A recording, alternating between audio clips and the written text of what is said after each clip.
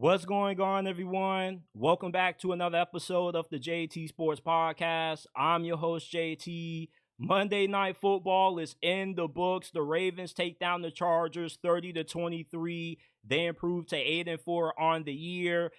And if the Ravens would have lost this game, I would have started having serious questions about how legit they are in terms of being able to win it all. And now, with this win, you got to prepare for another tough game next week against the Philadelphia Eagles. I want to give my thoughts on this game and what it means for both teams moving forward as we enter the final stretch of the year, and also why I felt a lot of nostalgia watching this game. Before we dive into it, smash that like button, subscribe to the channel, hit that bell icon if you're new so you get notified every time we drop new content and when we go live.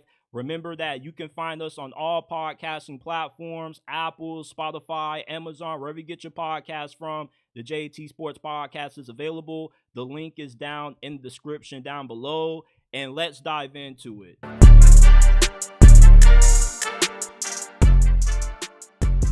So I don't know about you guys, but watching this game tonight between Jim and John Harbaugh made me feel really old. And I'm only 22 years old. A lot of y'all are probably a lot older than what I am. But the last time I saw the battle of the Harbaugh brothers, it was 11 years ago in the Super Bowl when the Ravens topped the 49ers. Remember, the Ravens got out to a fast start. Then you had that random blackout, which delayed the game for like 45 minutes to an hour. Then all of a sudden, Colin Kaepernick and the 49ers, they got hot. They got back into the game, but the Ravens were able to hold them off enough and able to win that Super Bowl. And tonight, John Harbaugh improves to 3-0 all-time against his younger brother. And I was talking with my homies during this game about how weird it has to be that, you keep losing to your older brother. How are the discussions at Thanksgiving on Christmas Day? Is it like, yeah, you ain't really got no bragging rights over me because I got a Super Bowl, but it's like Jim Harbaugh has a national championship. So it's like you're not too far away, but sports is just one of the greatest time machines in the world because it gives you so many great memories that you can go back on. And just watching this game tonight, it felt good to see both of these brothers going at it for bragging rights, because you think about that Super Bowl 11 years ago, how physical it was, how entertaining it was. And this game tonight was really fun to watch until the Ravens ran away with it in the fourth quarter. But for the most part, this was a really competitive game. I was really surprised at how fast of a start the Chargers got out to. They were up 10-0, and then all of a sudden, the Ravens hit that switch. They got rolling. Lamar Jackson continues his MVP campaign. But Justin Herbert, he looked really good. And over these last couple of weeks, Justin Herbert has been on a heater, and nobody really is talking about it. And right now, to me, Justin Herbert is a top 5 quarterback in the NFL. There are only 4 quarterbacks that I would take over Herbert, that being Lamar, Joe Burrow, Josh Allen, and Patrick Mahomes, and that's about it.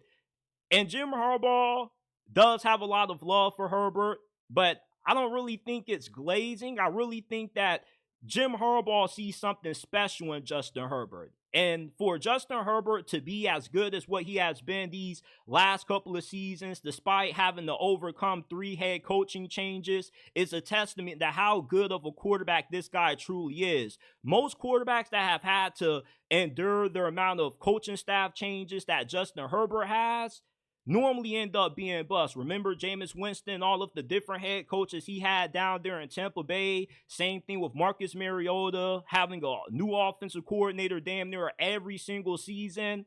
So for Justin Herbert to be able to overcome all those coaching staff changes and still perform at an elite level, now that he has Jim Harbaugh as his head coach, I think that the future is incredibly bright for the Chargers. And had they have won this game, I would have started looking at them as Super Bowl contenders. And I still somewhat feel like the Chargers are in that Super Bowl discussion because this team is healthier now than what they were to start this season. Remember, earlier, you had Khalil Mack and Joey Bosa who were out with injuries, and you had a few injuries on the offensive line as well. But now that they're healthy, I wouldn't be surprised if the Chargers were to pull off an upset over the Chiefs in the next couple of weeks, and then they go into the playoffs, and depending on their matchups, this is a team that has the makings of being somewhat of a Cinderella story. They could be a team that ends up playing in the AFC Championship game that nobody expected to when this season started. Similar to the Tennessee Titans when they went on that Cinderella run a few years ago with Ryan Tannehill and Derrick Henry, because the style of football that the Chargers play is perfect when it comes to playoff football. You got to be tough up front. You got to be good on the lines of scrimmage, which the Chargers are on offense and defense. They got a really good run game. Hopefully, J.K. Dobbins doesn't miss a lot of time with that injury that forced him to leave this game early.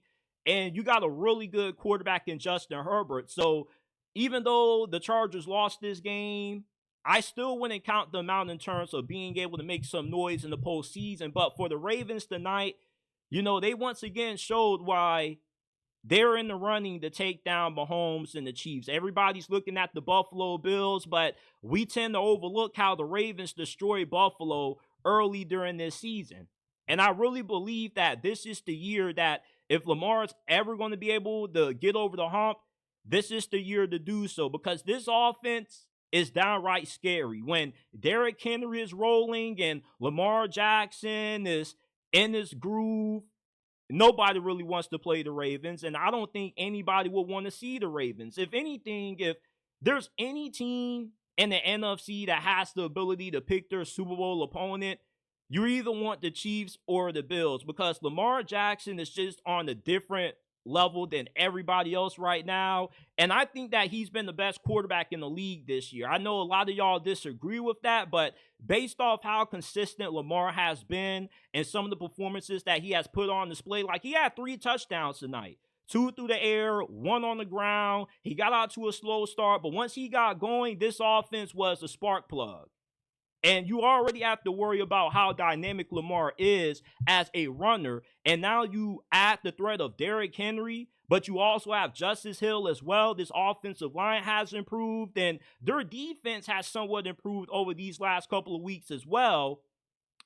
But my thing with their defense is I still don't know if they're good enough to slow down Patrick Mahomes in the fourth quarter. But when they play the Philadelphia Eagles next week, that game is going to show us a lot about how good the Ravens truly are, because we know their offense is going to show up, but how are they going to do when this secondary has to go up against one of the better passing of attacks in the league, when you got to worry about Devonta Smith, A.J. Brown, Dallas Goedert. I can't wait for that Ravens-Eagles game to get played next week. But, moving forward for Baltimore, they still look like they are in the running to make it to the AFC Championship and play the Kansas City Chiefs. And for the Los Angeles Chargers, as I said earlier, this was a game that if they would have won, I would have started hopping on that Chargers dark horse Super Bowl bandwagon. But I somewhat still want to hop on it anyway, because with how good of a coach Jim Harbaugh is, he wins everywhere that he goes. And this year, the Chargers have already overexceeded expectations.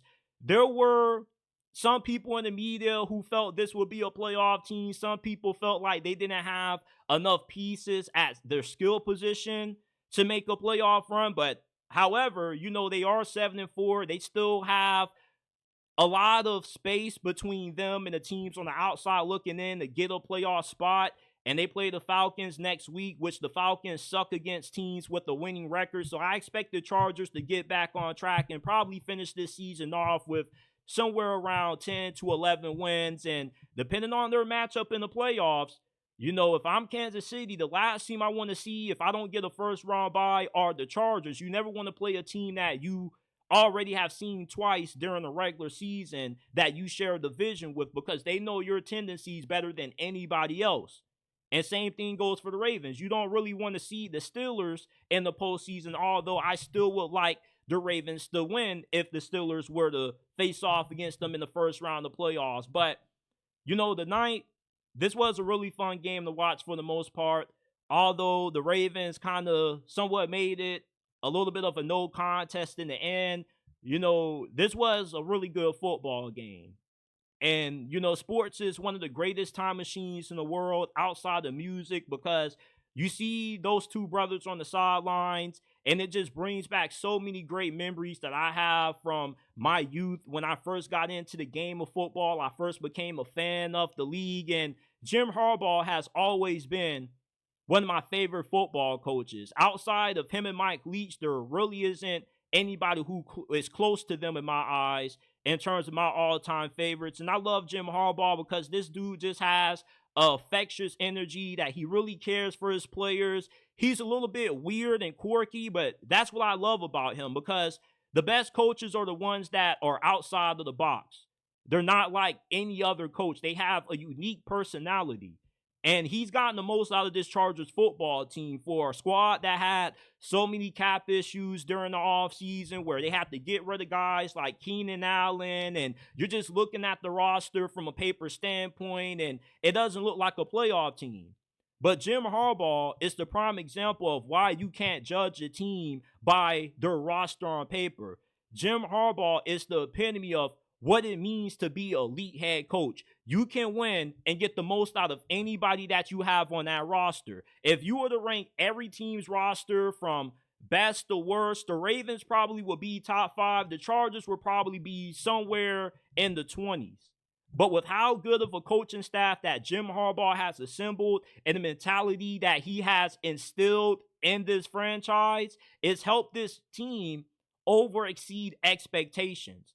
And if we're talking about who deserves to win Coach of the Year, I don't see how Jim Harbaugh is not leading that discussion. He has done an incredible job turning around this Chargers franchise in less than a year, because around this same time last year, the season was over for the Chargers. And this is the best head coach that the Chargers have ever had in the history of their franchise. For once in the generation, they finally decided, let's stop being cheap and put out the money that is needed to get a head coach of Jim Harbaugh's stature. And it's been a great investment, because look where this team is right now. 7-4, in the mix to make it to the playoffs and possibly win a playoff game, depending on who they go up against. If they go up against the Texans in the first round, I think that's an easy W. Hell, if they go up against the Steelers in the first round, I know the Steelers had their number the first time they played, but as a Steeler fan, I wouldn't want to see the Chargers again in the postseason. I think that this is a team that is going to be really dangerous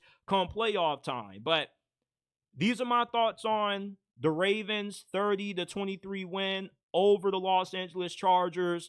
John Harbaugh improves to 3-0 over his younger brother. Leave your thoughts on the game down in the comment section down below if you're listening on YouTube. And if you're listening on Apple and Spotify, Amazon, give us a 5-star review. Share the podcast if you enjoy. Follow us on Instagram at JTSports_ and on X at JTSports__. And I will see you guys shortly with another episode of the JT Sports Podcast.